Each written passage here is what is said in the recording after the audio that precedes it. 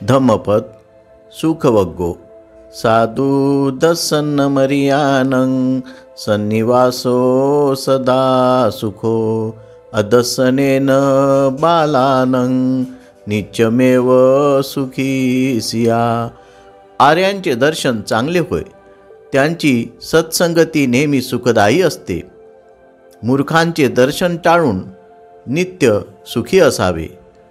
बालसंगतचारी ही दिगमद्दान शोचती दुःखो बाले ही सव्वासो अमितनेव सबदा धीरोच्च सुख सव्वासो ज्ञातीनं समागमो। मूर्खांच्या संगतीत फिरणारा दीर्घकालपर्यंत शोकात पडतो।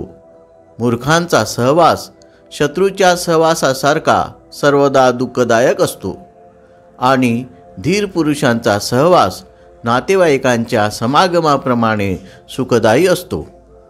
धीरंच पन्यंच बहुसुतंच घोरयशीलं वनवंतमरियं तं तादिसं सपुरीसं सुमेधं भजेत नखतपथं व चंदिमा।